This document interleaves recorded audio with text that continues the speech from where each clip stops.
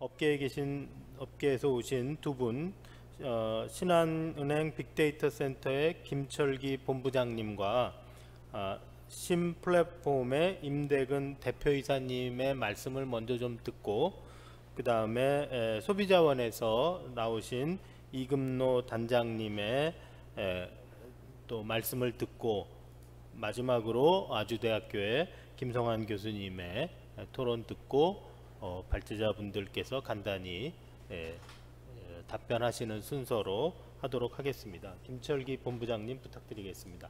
8분이요. 네, 8분에 맞추겠습니다. 예, 신한은행 빅데이터 센터 김철기 본부장입니다. 사실 여기에 뭐 빅테크나 아니면은 그 포탈 분이 나오셔야 되지 않나 하는 생각이 좀 들었습니다. 이런 토론들이 사실은 빅데이터 데이터 3법이 이루어지기 전에 한 2018년 그 전부터 로펌들에서는 그런 토의가 많이 이루어지는 것처럼 지금 환경에서도 이런 이제 토의가 이루어지는 것이 당연하다고 생각이 듭니다. 아까 이제 앞에서도 말씀하셨고 뒤에서도 이제 이 세션 2에서도 말씀하셨는데, 이제 플랫폼 사업자가 뭐 이제 피드백 순환 메커니즘으로 봐서 네트워크 효과, 즉 예를 들어서 뭐 이용자 피드백 순환 구조라든가 현금화 피드백 순환 구조로 인해서 이러한 네트워크 효과와 규모와 경제가 있으니 이제 독점적인 거가 되지 않겠냐 하는 이제 우려가 있으신데 논의는 당연하다고 봅니다. 근데 저는 좀 시기상조가 아닌가. 물론 지금 이제 빅테크들이 이제 포털이라든가 이런 부분에서는 있지만, 저희 금융 데이터만 사실은 본다면 이제 마이데이터 사업이 지금 이제 40군데가 선정이 되고, 또 앞으로 이제 실사도 하고 또 연말까지 이제 실사를 해서 내년 초쯤에 다 결정이 된다고 저희들이 들었습니다. 근데 저희들도 가는 방향이 판매와 이제 제조가 이제 분리되는 그런 플랫폼 형태가 아마 되지 않을까 하는 생각이 들고, 그런데 이제 저희들이 이제 플랫폼 사업자라고 그러면은 사실은 킬러 컨텐츠, 킬러 이제 기능들, 스킬들이, 그러니까 기능들이 있어서 그렇게 이제 많은 대규모의 데이터가 쌓여진 겁니다. 제가 이해하기로는. 그리고 이제 실시간, 즉 패스트 데이터, 실시간으로 그분들이 예를 들어서 구글 같으면은 실시간으로 어떻게 클릭함에 따라서 광고주한테 경매를 붙이고 그렇게 해서 수익 구조를 이루어가지는, 그리고 그렇게 이제 고객들을 이제 유인함으로써 그런 특유한 기술적인 문제로 고객들의 데이터를 모았고, 또 아마존 같은 경우에는 90년대부터 시작해서 제가 아마존 고객이 20 몇 년을 쭉 지켜봤는데, 그분들의 기술적인 발전으로 통해서 그 데이터를 모았습니다. 모으고 가공했습니다. 그래서 그런 부분에 대해서 과연 이 독점이라고 그럴 수가 있겠나, 지금 와서. 그러니까 또 플랫폼의 특성이 아까 어느 분이 말씀하신 것처럼 플랫폼의 특성이 있을 수가 밖에 없다. 그리고 유저 익스피리언스, 즉 뭐 앞에서는 이제 입력에 대한 인터페이스가 있고요, 그 다음에 유저빌리티, 즉 인터랙션이 있고, 그 다음에 유저 익스피리언스가 있다면, 이 부분을 상당히 고민해서 만든 부분들이 아마존이 가파입니다. 그러니까 그런 아마존인데, 이런 부분을 과연 나중에 데이터가, 그러니까 즉 고객 입장에서는 편하면 쓰게 돼 있고 이제 몰리게 돼 있는데, 이거를 독과점으로 과연 볼 수 있냐. 그러니까 고객 입장에서 보면 좀 다시 생각해 봐야 되지 않겠냐. 그리고 마이데이터, 저희들 금융산업에 있어서는 사실 말씀을 드리자면 그 스크린 스크래핑 하는 부분을 이제 앞으로 그 금융위원회 부위원장께서 말씀하셨듯이 데이터 상호주의, 즉 여러 가지 저희들은 핀테크와 상호주의가 이루어져서 어느 정도 API로 나누어 주는 것을 이제 결정을 했습니다. 그리고 다른 부분도 핀테크들이 다른 사업자들과도 그런 상호주의에 입각해서 항목들을 정하고 있다고 생각을 있습니다. 이제 그런 이제 입장에서는 여러 가지로 공정하게 이제 금융위나 금감원에서 공정하게 이제 진행되고 있다고 보고요. 그다음에 빅테크에서 예를 들어서 뭐 쇼핑몰에서 이제 결제되는 거는 신용 정보로 볼 수 있지 않습니까? 그래서 마이데이터는 사실 본인 신용 정보 관리업이기 때문에 그런 결제라든가 그런 이제 네이버에서 결제되는 거는 서로 상호주의에 있어서 나눠줄 수는 있지만 검색이나 이런 개인적인 그거는 사실은 줄 수가 없죠. 그건 당연한 겁니다. 그리고 저희들도 지금 스크린 스크래퍼는 한 200개가 그분들이 핀테크에서 뭐 갖고 가시는데 지금 API로 하면 한 40여 개를 줍니다. 그러니까 상호주의에 의해서 결정된 항목 수가 40여 개를 줄었습니다. 근데 200 몇 개가 과연 고객이 원하는 거냐? 그거는 퀘스천 마크죠, 사실은. 근데 이제 40여 개로 서로의 상호주의가 결정이 되고 공정하다고 보는 겁니다. 지금 현재로는.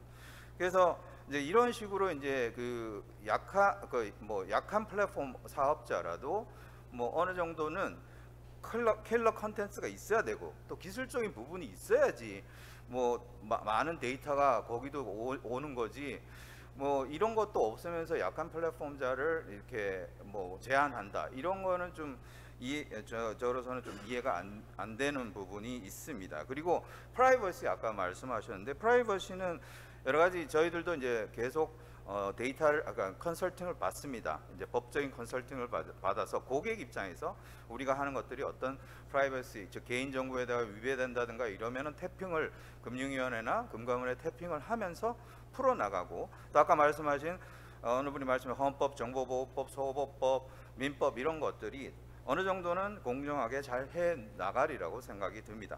그리고 마지막으로 하나 제가 퀘스천이 뭐냐면은 아마존 가파 같이 남보다 더 빨리 생각해서 더 데이터를 개인적인 데이터 즉 고객의 데이터를 모을 수 있는 어떤 알고리즘이나 이런 거를 썼다고 했을 때 과연 이것을 나중에 많이 모였으니 독점으로 볼 수 있느냐 저는 거기에 퀘스천 마크를 좀 드리고 싶습니다.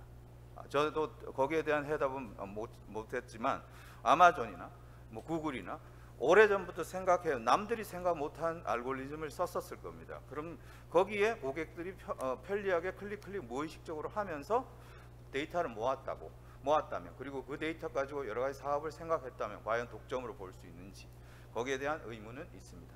이상입니다.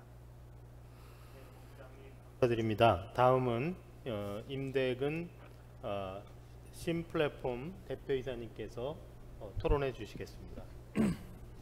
네, 안녕하십니까. 저는 오늘 여기에서 이제 저희 IoT 쪽 관련해서 저희는 뭐 산업용 AI 클라우드 서비스를 하고 있습니다.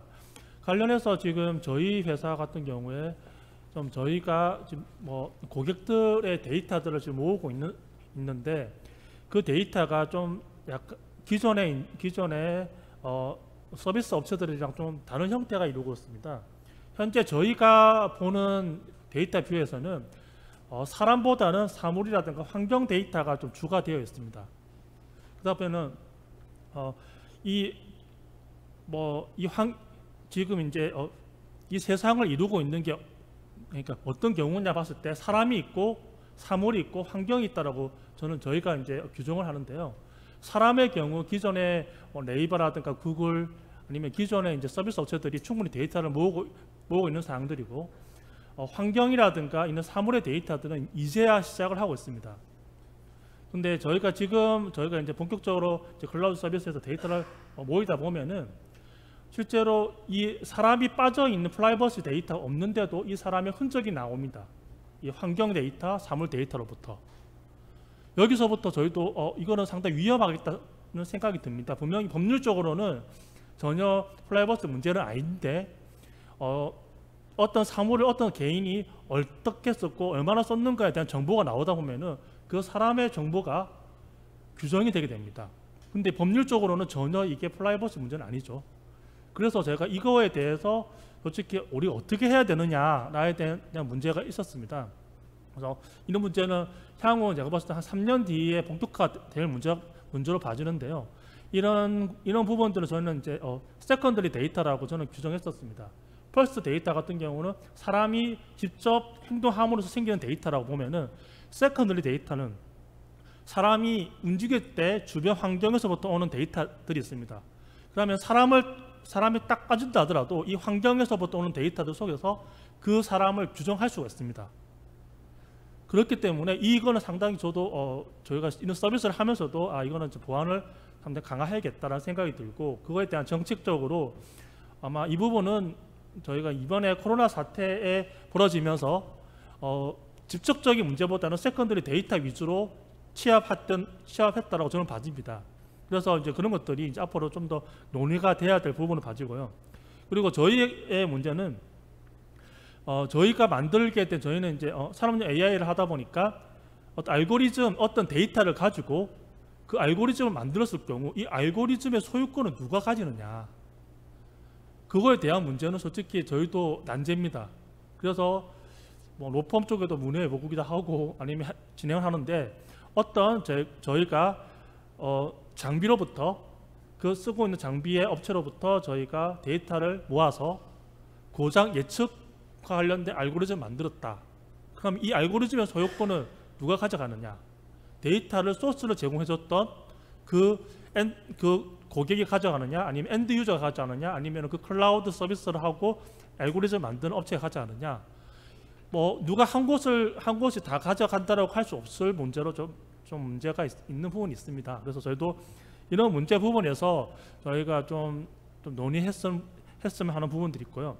그리고 이제 세 번째 저희가 좀 포커싱을 좀 둬야 될 부분이 빅데이터 부분이라고 생각하는데, 저희가 뭐 IoT를 하다 보니까 IoT는 빅데이터라기보다는 레어 이벤트 데이터입니다. 이게 좀 생소할 수 있는데, 저희에 보면은 저희는 빅데이터를 처리 빅데이터로 하면 오히려 너무 좋고요. 실제로 산업에서 장비가 고장이 나는 케이스는 저희의 고객 한 곳에서는 10년 동안 10,000대를 생산했는데 단 6건 있습니다. 이 6건을 가지고 어떻게 데이터를 분석하고 가겠느냐. 그렇기 때문에 빅데이터 분석은 우리에서는 실제로 유의미한 데이터, 빅데이터는 아니고요. 실제로 레어 이벤트, 어떤 이상 패턴, 고장, 이런 게 정말 중요한 데이터입니다. 그럼 이 데이터는 누가 가져가느냐에 따라서 완전히 다른 문제로 기결될 걸로 봐집니다. 그러다 보니까 빅데이터를 통해서는 대부분 다 정상 데이터만 주구장창 모여 있는데, 그거 가지고는 실제로는 값어치 없지만은 이 고장 데이터, 이상 데이터 한 건이 실제로 아주 가치가 크고 그것에 대한 차별화된 밸류를 제공해주고 있습니다. 그래서 저희가 이제 사물 쪽에 이런 IoT 기반의 이런 서비스 하다 보니까 보는 뷰가 완전히 좀 틀려지겠는데요. 그래서 이런 관점에서 접근하게 됐을 때 아마 또 새로운 무언가가 좀 필요하지 않겠나, 좀 저희는 좀 싶기도 해서 저희도 이제 법률 쪽으로 저희가 이제 비즈니스를 진행하고 있는데 현재 상당히 또 조심스럽게 하고 있는 사항들이 있습니다. 그래서 특히 이제 프라이버시 문제, 아니면 개인 정보 문제, 이런 것들이 나중에 겹쳤을 때 어떻게 될 거냐라고 했는데, 이런 것들을 좀 같이 연계해서 좀 이번 기회에 좀 뭔가 방안이 나왔으면 하는 게 저희가 좀 저희 회사, 저희 클라우드 서비스 하는 업체 입장에서는 좀 필요한 사항 같습니다. 네, 임대금 이사님 감사드립니다. 다음은 이금노 한국소비자원 소비자지향성 평가사업단장님의 토론이 있겠습니다. 예, 예, 안녕하십니까, 이금노입니다. 또 이런 자리를 불러주셔서 감사합니다.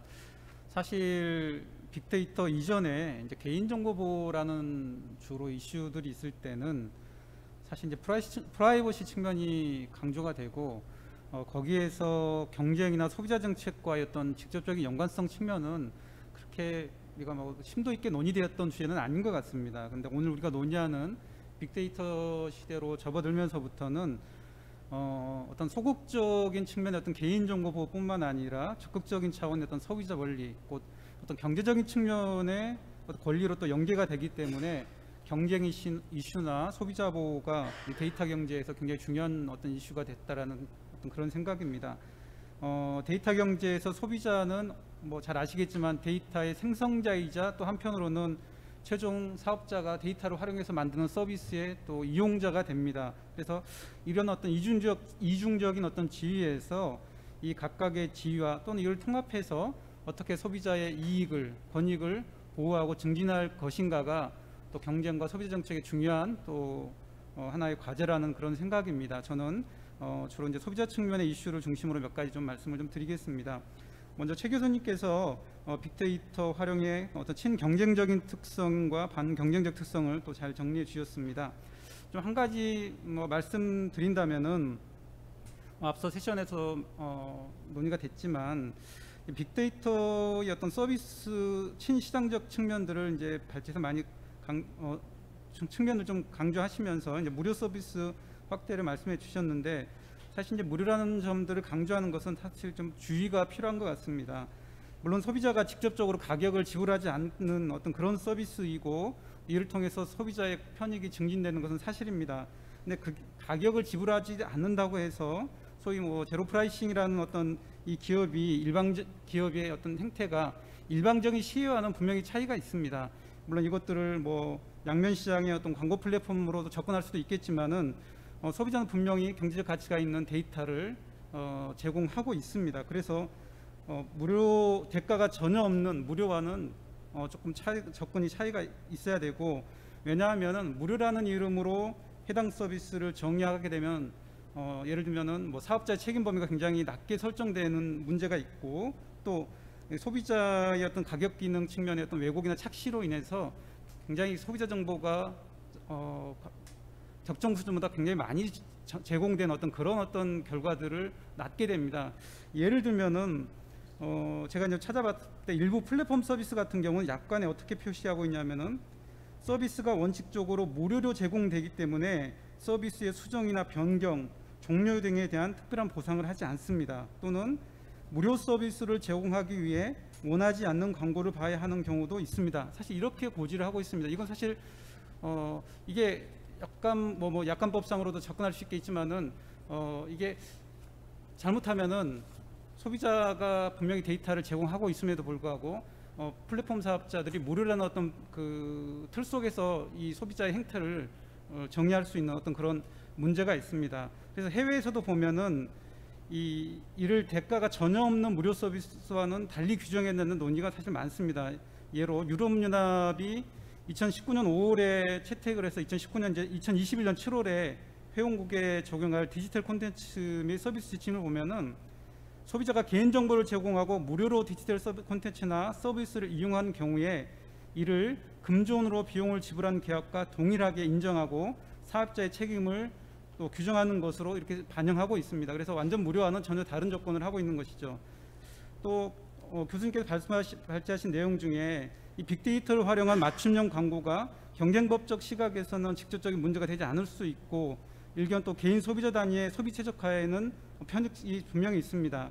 그런데 이런 최적화가 소비자 잉여를 최소화시키는 수단으로도 활용될 수 있습니다. 그래서 개인의 소비 행태를 추적하고 또 분석하는 프로파일링에 대한 논의들, 이걸 통해서 개인의 최대 지불이사 가격을 추정해 나가는 그런 알고리즘에 대해서는 많은 논의가 되고 있고 이미 또 사용되고 있습니다. 이런 우려 때문에 이번에 유럽에서 GDPR을 시행하면서는 이 사업자의 자동화된 의사결정이나 프로파일링은 직접 규율하는 내용으로 반영을 했으면 사실 우리나라 개인정보법에 이게 들어가 있지 않죠.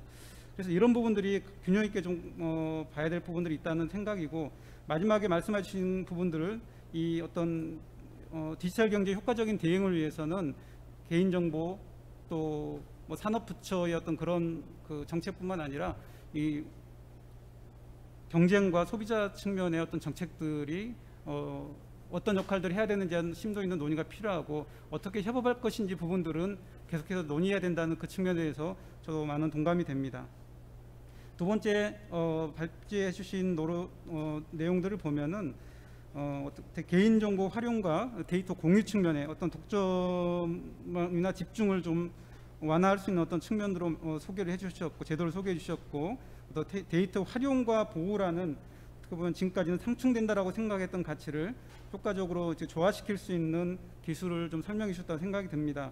사실 지금까지 오랜 어떤 명제는 최소한의 개인정보 수집과 최소한의 공유 및 활용이 개인정보 보호 실현의 가장 최선의 방법이라는 것들이 지금까지 논의됐었는데, 이렇게 새로운 암호 기술을 통해서 이걸 효과적으로 해결할 수 있다면은 데이터를 통한 산업 활성과 또 소비자 권익 증진에도 굉장히 큰 유익이 있을 거라고 생각이 됩니다. 한 가지 좀 궁금한 게 있다면은 이 기술이 어느 정도 상용화가 되고 있는지, 어느 정도까지 지금 와 있는지 국내외 어떤 사례들을 좀 소개해 주셨으면 좋겠다라는 그런 의견이 있습니다. 근데 실제적으로 현실적으로 보면은 그 발제에서도 말씀해 주셨지만은 현재 논의되고 있는 주요 사항들은 개인정보의 어떤 이동권이나 전송 요구권 정도로 생각이 됩니다. 우리나라에서는 주로 신용정보법이 개정되면서 이제 들어왔는데, 좀 최근에 그 GDPR을 그 유럽연합 집행위원회가 평가를 하면서 이제 2년이 지나면서 평가를 하면서 이런 얘기들을 결론을 냈습니다. 생각했던 것만큼 이게 개인정보 이동권이 실효성이 없었다는 결론입니다. 근데 두 가지 측면, 여러 가지 있지만 두 가지 측면을 좀 주목해 봐야 되는데, 첫 번째가 실제로 소비자들이 이 개인정보 이동권 자체에 대한 이해가 부족하다 보니까 이걸 실행하지 못하는 측면도 있고, 두 번째는 그 실행하는 어떤 그 툴들 자체가 굉장히 소비자 친화적이지 않다라는 겁니다. 그래서 소위 말하는 그 API 자체가 소비자가 들어가서 이동권 자체를, 권리 자체를 실행하기가 쉽지 않다 보니까 굉장히 제한적으로 권리가 실행되고 있어서 우리가 기대했던 측면에 그 효과가 나타나지 않았다는 것과, 두 번째는 이게 어떻게 보면 경쟁을 완화하기 위해, 집중을 완화하기 위해서 새로운 중소사업자들이 많이 이 권리를 사용할 줄 알았는데 실제로는 그렇지 못하는 실증이죠. 그래서 주로 오히려 기존의 사업자들이 개인 정보력을 확대하는 수단으로 사용될 수 있다는 그런 우려까지 표명을 했습니다. 결국에는 그래서 결론적으로 집행위원회 유럽 EU에서는 향후 소비자가 쉽게 이해하고 활용할 수 있는 어떤 API를 만들어 나가는 것이 굉장히 중요하고, 소비자 역량을 어떻게 이런 부분들에 대한 부분들을 강화할 것인지가 굉장히 큰 과제라는 거 첫 번째 하고, 두 번째는 중소사업자들이 이 제도를 어떻게 하면 쉽게 활용해서 시장에 진입할 수 있을지를 돕는 그런 정책들이 굉장히 중요하다는 측면들을 얘기를 했습니다. 그래서 우리도 이제 어떻게 보면 처음 이 제도가 우리나라도 이제 도입이 되고 있는데, 도입 시점부터 과연 이런 측면들의 그 어떤 선행 사례들을 어떻게 우리 제도에 녹여 넣을지 부분들이 굉장히 좀 논의가 많이 돼야 된다는 생각입니다. 근데 사실 마이데이터 자체가 지금 금융위 중심으로만 이렇게 가고 있다 보니까 이런 표준 API를 만들고 이런 작업들도 거의 금융당국 중심으로 이게 이루어지고 있는 어떤 현실이라서 향후의 어떤 확장성이나 이런 것들을 보게 되면은 조금 우려되는 부분들이 있습니다. 그래서 이런 측면에서도 계속 또 경쟁당국과 소비정책당국이 같이 좀 협업을 해서 좀 바람직한 어떤 또는 확장성이 있는 그런 제도들을 만들어 나가는데 같이 좀 노력을 해야 되지 않나, 그런 생각입니다. 예, 이상입니다. 감사합니다. 네, 이금노 단장님 감사합니다. 주로 소비자 보호 이슈 말씀을 주신 것 같습니다. 다음은 마지막으로 아주대학교의 김성환 교수님께서 본인이 하시고 싶었던 말씀, 그리고 또 다른 거 종합해서 좀 해주시기 바랍니다. 네, 아주대 경제학과 김성환 교수입니다. 최 교수님께서 아주 중립적으로 데이터 독점과 경쟁 정책에 대해서 말씀을 해주셨는데요. 공부가 많이 된 것 같고요. 저는 근데 아까 이제 주진열 교수님께서 상당히 이제 비판적으로 말씀하신 것하고 이제 평소에 좀 저도 그런 생각을 갖고 있어서 좀 본의 아니게 약간 비판을 하게 되는데, 그게 뭐 제가 이 분야에 대해서 아직 깊이 공부를 한 건 아니라서 좀 뭐 잘 몰라서 그럴 수도 있다는 점을 이해해 주시면 감사하겠습니다. 먼저 오늘 논의가 많이 됐었는데, 기본적으로 우리가 데이터 독점에 대해서 특히 뭐 규제 논의를 하고 경쟁 정책 관점에서 얘기를 할 때 있어서 가장 핵심적인 기본 전제가 이제 필수 설비, 필수 요소인 것 같아요. 이게 기본적인 전제로 깔려 있는데, 이게 아니라면 사실 모든 그 위에 전개되는 논리들이 좀 힘을 잃게 되거든요. 근데 가만히 생각해 보면 필수 설비라는 게 우리가 얘기는 많이 하고 뭐 규제 논의에서 늘 언급을 하지만, 실제로 역사적으로 보면 필수 설비로 확실하게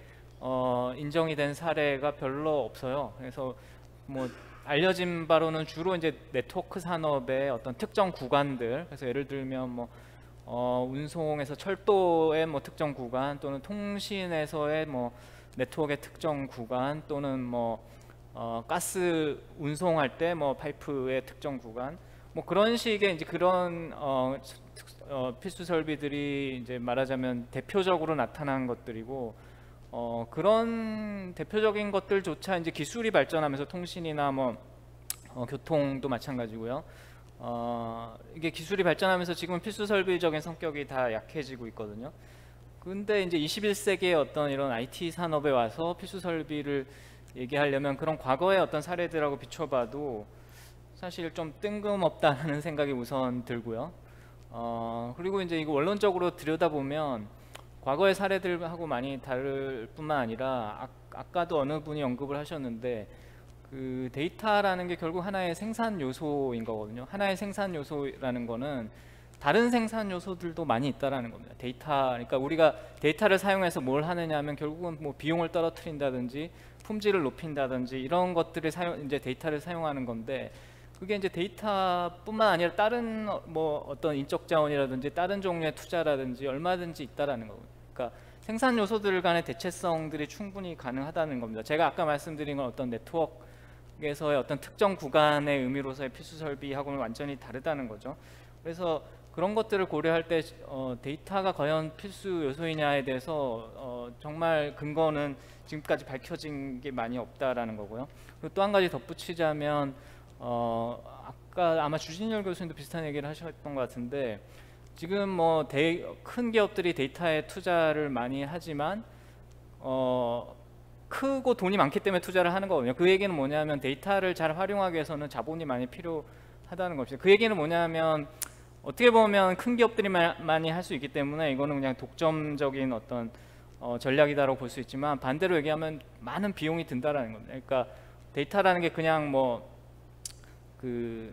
그냥 갖다가 공짜로 사용하는 게 아니라, 그거를 빅데이터이기 때문에 저장하려면 엄청난 공간이 들고 전기세도 많이 들고, 지금 여름 같으면은 에어컨 냉방 장치도 엄청나게 필요하고, 그거를 또 처리하려면 또 처리할 수 있는 어떤 CPU라든지 뭐 인력이라든지 그걸 뭐 해석하는 엄청난 자본이 드는 거고, 엄청난 자본이 든다는 건 그만큼 또 리스크가 필요한 거고요. 그래서 이건 하나의 전략적 선택이라는 거죠. 이런 전략을 누구나 할 수 있는 게 아니고, 그만큼의 어떤 자본을 투자하고 리스크를 감수할 수 있는 그런 어떤 전략적 선택이고, 다른 기업들은 이제 다른 식의 접근으로 이제 경쟁을 할 수 있는 거고, 그렇게 그런 식의 이제 자본적인 투자를 해서 경쟁하는 것이 반드시 우월하다 이렇게 보기도 어려운 겁니다. 순수히 이제 경제 원론적인 관점에서 말씀을 드리면요. 그 다음에 이제 최 교수님께서 반경쟁 행위로 이제 기업 결합, 배제적 행위, 가격 차별 요 세 개를 언급을 하셨는데, 기업 결합 같은 경우는 한 가지 기업 결합 같은 경우는 이제 사례들이 최근에 좀 있는 걸로 알고 있는데, 우리가 생각하는 이제 기본적인 상식은 이제 기업 결합을 통해서 데이터가 통합되면서 많은 데이터를 갖게 되면 이 기업이 굉장히 큰 어떤 지배력을 갖게 된다라는 게 이제 기본적인 논리인데, 여기서 이제 문제는 뭐냐면, 보통 우리가 기업 결합에서 반경쟁성을 갖는다는 거는 좀 가격적인 측면이 강하거든요. 수평 결합에서 가격을 올릴 수 있는 힘을 갖게 된다, 또는 품질을 떨어뜨릴 수 있는 힘을 갖게 된다는 건데, 지금 얘기하는 데이터가 통합돼서 힘을 갖게 된다는 거는 효율성 효과와 크게 명확히 구분이 되지 않습니다. 그러니까 이 기업이 데이터를 통합함으로 해서 굉장히 어떻게 보면 경쟁력을 갖게 된다는 건데, 경쟁력을 너무 갖게 된다라고 질문을 하는 거거든요. 근데 이거는 사실 효율성 효과하고 잘 이렇게 뚜렷하게 구분이 안 되는 거죠. 그래서 이 부분도 상당히 이제 좀 의문이 되는 부분이고, 이제 배제적 행위라는 부분은 아까 말씀드린 필수 요소와 관계돼서 역시 필수 요소를 전제했기 때문에 조금 의문이 되고, 마지막으로 이제 가격 차별의 경우는 사실 저도 좀 이 부분은 문제가 된다고 생각하는데, 가격 차별의 요소는 이제 많은 정보를 갖게 되면은 이제 경제학 용어로 이제 1차 가격 차별로 갈 수 있다는 거거든요. 근데 여기서 두 가지 문제가 있습니다. 1차 가격 차별로 갈 때는 소비자 후생이 감소한다는 게 이제 첫 번째 문제가 있고, 또 한 가지는 이제 많이 어떻게 보면 알려지지 않은 건데, 소비자 후생은 저해되지만 전체 후생은 증가한다, 효율적이다, 이렇게 일반적으로 많이 알려져 있지만 거기에 빠져 있는 부분이 있습니다. 교과서에 안 나오는 게 있다고요. 1차 가격 차별에서 교과서에 잘 써져 있지 않은 게 뭐냐면, 가격 차별을 하는 비용이 빠져 있다는 겁니다. 교과서에는. 가격차별하는 비용이 뭐냐면 이미 여기선 데이터를 가공하고 아까 말씀드린 많은 비용이 들어가고요. 그 다음에 아까 프라이버시 얘기를 많이 하셨는데 프라이버시도 하나의 사회적인 비용이거든요. 그래서 이러한 비용이 들어가면서 기업이 이익을 가져가는 부분이기 때문에 가격 차별의 부분은 경제학적으로 봐서도 상당히 좀 고민해 볼 여지가 있는 부분이라고 생각하고요. 근데 이제 가격 차별은 법적으로 공정거래법상 규제로 가게 되면 사실은 가격 차별에 대한 규제라는 게 쉽지 않기 때문에 뭐 좀 제도적으로는 어려운 측면이 있는 것 같습니다. 그 다음에 이제 프라이버시 문제는 아까 주 교수님도 언급을 하셨지만 한 가지 중요한 포인트가 뭐냐면 과연 데이터가 집중이 안 돼 있으면 프라이버시가 더 잘 보호가 될 것인가, 오히려 반대일 수 있다는 거죠. 우리가 데이터를 큰 기업이 갖고 있으면 우리 뭐 규제기관 입장에서는 큰 기업만 규제를 하면 되거든요. 그리고 큰 기업이 더 데이터 관리를 잘할 수 있는 그런 어떤 시스템하고 인력 자원이나 이런 걸 다 갖고 있단 말입니다. 그래서 어떻게 보면 굉장히 프랙티컬하게 보면 데이터가 집중되어 있는 게 프라이버시 입장에서는 더 국가 입장에서는 규제하기가 용이하다 이렇게 볼 수 있는 거고, 예를 들어 뭐 배달의 민족 최근에 뭐 얘기하는 거 보면 이제 소비자에 대한 정보를 배달의 민족이 배민이 갖고 이제 셀러들한테는 안 준다는 거죠. 그래서 판매자들 입장에서는 자기들은 데이터를 못 갖고 배민한테 다 뺏기니까 상당히 불만이 있는 걸로 알고 있는데, 근데 반대로 소비자한테 물어보면 소비자는 배민이 갖고 있는 게 좋다는 거죠. 그러니까 어떤 대표적인 플랫폼이 자기들의 정보를 갖고서 통제를 하는 게 소비자 입장에서는 더 믿을 만한 거죠. 그래서 그런 이슈가 있다는 걸 하나 말씀드리고 싶고요. 그 다음에 이제 두 번째 발표에 대해서는 저는 뭐 구체적으로 뭐 테크니컬한 이슈는 잘 이해가 안 되기 때문에 그냥 한 가지만 말씀을 드리도록 하겠습니다. 두 번째 발표는 오늘 4개의 발표가 있었는데 앞에 3개와 마지막 발표는 저는 상당히 좀 다른 측면이 있다고 생각합니다. 그러니까 실은 오늘 모든 발표들은 기본적으로 규제, 어떤 경쟁 정책적인 관점에서 규제라는 띠을 갖고 있고, 그 다음에 마지막 발표조차도 모티베이션은 발표자께서 마찬가지 똑같은 모티베이션으로 가져간 걸로 알고 있습니다. 그러니까 어떻게 기업의 어떤 데이터 독점을 규제할 것인가의 관점에서 데이터 공유를 말씀을 해주셨는데, 근데 제가 볼 때는 상당히 다른 점이 뭐냐면 앞에 3가지 발표는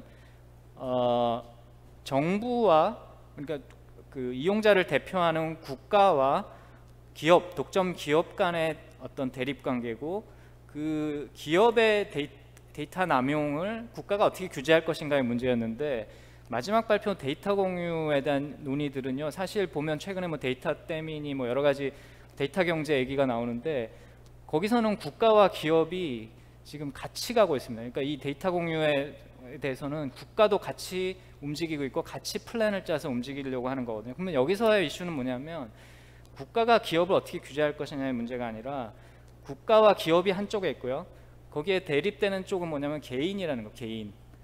그러니까 국가가 기업을 규제한다는 전제가 여기서는 깨지는 거고요. 왜냐하면 국가도 여기서는 데이터 공유를 같이 하고 그걸 어떻게 활용할 것인가의 문제에 있어서는 근본적인 문제가, 우리는 그러면 국가를 어디까지 신뢰할 수 있는가라는 문제를 제기할 수 있습니다. 그러니까 기업의 독점 기업에 대한 규제는 국가가 규제를 해줄 것이라고 우리가 생각할 수 있는데, 과연 뭐 이런 모든 데이터 공유의 논의의 끝에 가서 국가가 이 데이터를 공유하는 데 있어서 참여하는 입장에서 그러면 국가는 누가 규제할 것인가 라는 질문을 해볼 수 있는 거고요. 그래서 이 부분에 대해서는 뭐 제가 사실 하고 싶은 말이 많긴 한데 시간 관계상 이만 그치도록 하겠습니다. 감사합니다. 그 말씀을 듣고 싶었는데. 자, 그 시간이 뭐 7분을 초과한 상황이지만 각 발표하신 분들에 대한 구체적인 코멘트들이 나왔기 때문에 최 교수님하고 그리고 천 교수님한테도 아까 그 기술적인 질문이 나왔었고, 그래서 잠깐씩 답변을 부탁을 드리겠습니다. 그 대신 너무 오래 하시지 마시고요.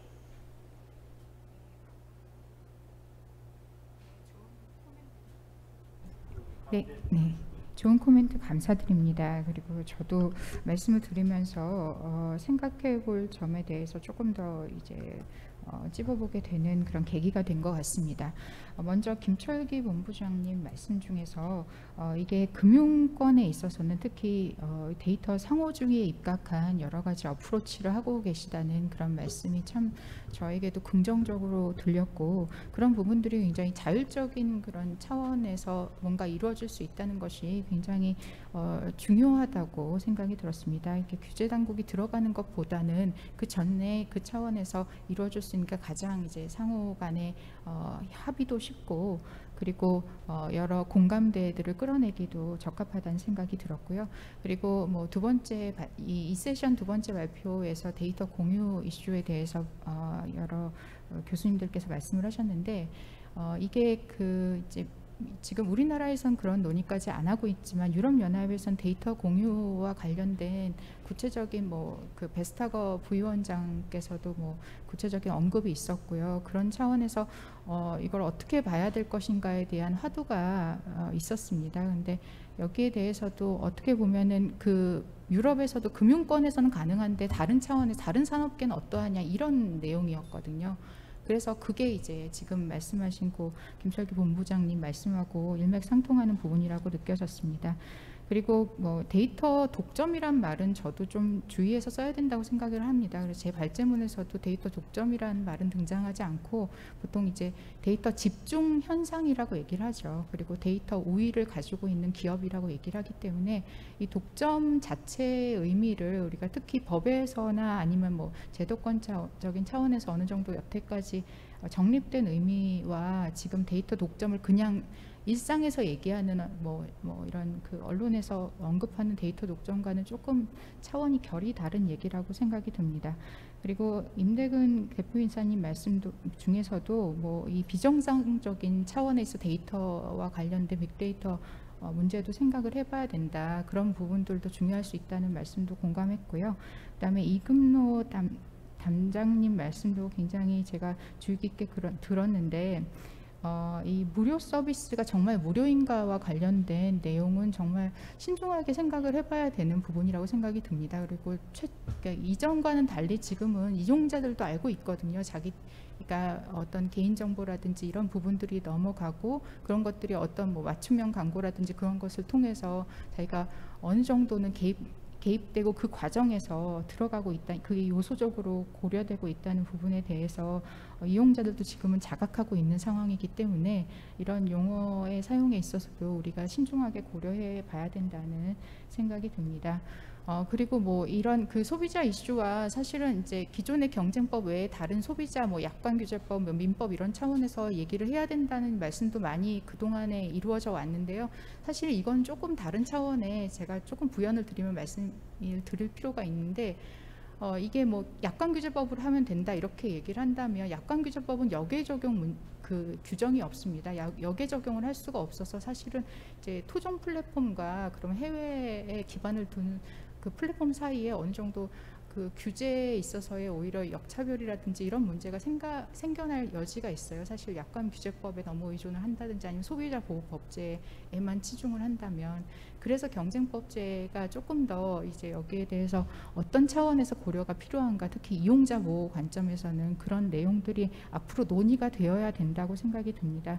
그리고 이제 마지막으로 김성환 교수님 말씀도 굉장히 주의 깊게 들었는데, 사실은 저도 빅데이터가 필수 요소라든지 필수 설비라고는 생각하지 않습니다. 이거는 빅데이터가 그러니까 필수 설비, 필수 요소라는 건 개념적 정의가 있어요. 그래서 이거 아니면 사업을 못한다든지 다른 곳에서는 구하지 못한다든지 이런 최후 수단성 뭐 이런 부분들이 있는데, 빅데이터는 필수 설비나 필수 요소와는 완전히 매칭되기는 어렵습니다. 단지 이 경쟁법적 차원에서 이 빅데이터 집중 문제가 초래할 수 있는 경쟁 상황에 대한 우려를 어떻게 기존의 법제라든지 아니면 향후에 우리가 어떻게 고려해야 되는 것인지의 차원에서 이제 한 단계씩 한번 생각을 해보자는 그런 차원에서 얘기를 하고 있는 것이고, 그리고 뭐 기업 결합 이슈는 예전에 페이스북 이런 왓츠앱 결합에서 나타나서 한번 이게 뭐 당장 그 기업 결합 허용할 것인지 말 것인지 불허의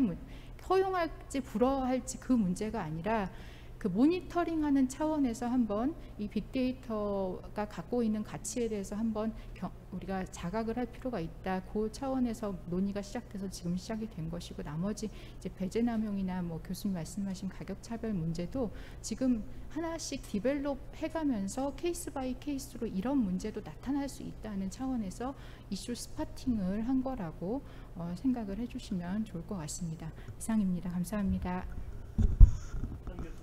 질문에 대해서 대답을 드리겠습니다. 실용화 사례로는 그 금융위원회 혁신금융서비스로 지정이 돼서 KCB랑 연금공단에서 데이터 결합을 동영암으로 해봤고요. 230만 명의 데이터를 분석하는데 일주일이 걸렸습니다. 많이 안 걸린 걸로 볼 수 있지만 사실은 데이터 분석을 컴퓨터에서 실행을 하는데 몇 분이면 수행되는, 굉장히 요즘은 컴퓨터 용량이 굉장히 좋아져서 그것이 무지 많이 걸린 겁니다. 근데 비교를 해보면 데이터를 준비하는 데 일주일, 보고서를 만드는 데 일주일이어서 실제 이 프로젝트를 하는 데 있어서 동영암으로 인해서 늘어난 시간은 큰 문제가 되지 않았다고 결론을 내렸습니다. 이 부분이 이제 현재 동영암호가 실용화되는 데 있어서 가장 큰 어려움은 이렇게 계산 시간이 1000배씩 늘어나는 건데요. 현재 이 부분이 이제 매년 8배씩 계산이 빨라지고 있어서 3년 후의 예측이 저희가 하드웨어를 지금 준비하고 있는데, 가속기 하드웨어가 만들어지면 평문 데이터 대비 10배 수준을 기대하고 있습니다. 이거는 5년 전 컴퓨터로 하는 거 정도라고 생각하시면 됩니다. 네, 이게 이제 현재 지금 저희뿐만 아니라 이제 비슷한 일을 IBM에서도 이제 신용 정보에 대해서 사례들이 있고요.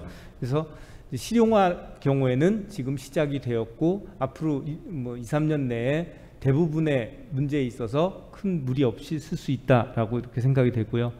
저도 이제 김성환 교수님 말씀에서 이제 국가와 기업 간의 경쟁뿐만 아니라 대응뿐만 아니라 저희 동영암호나 DP라는 기술이 국가나 기업에 대응한 개인의 권리 확보 측면이 있다는 부분에 대해서 말씀을 해주셔서 굉장히 공감이 갔고 감사드립니다. 이상입니다. 네, 감사합니다.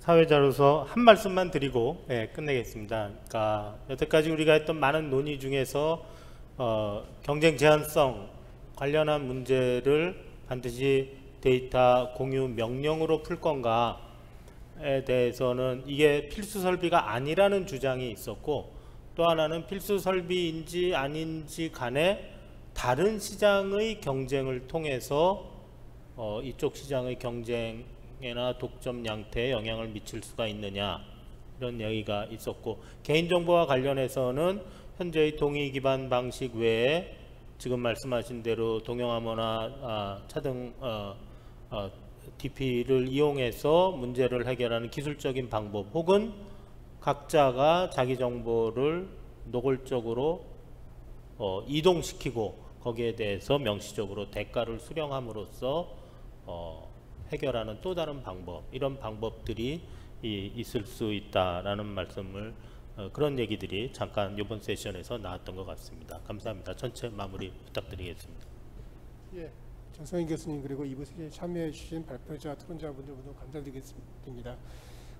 저희가 확인해 보니까 이제 거의 4시간 넘은 시간 진행을 했는데 마지막까지도 40-50분이 시청을 하고 계십니다. 그래서 굉장히 뜨거운 관심을 갖고 지켜봐 주신 것에 대해서 행사 전체를 또 주관해서 입장에서 대단히 감사드리겠습니다.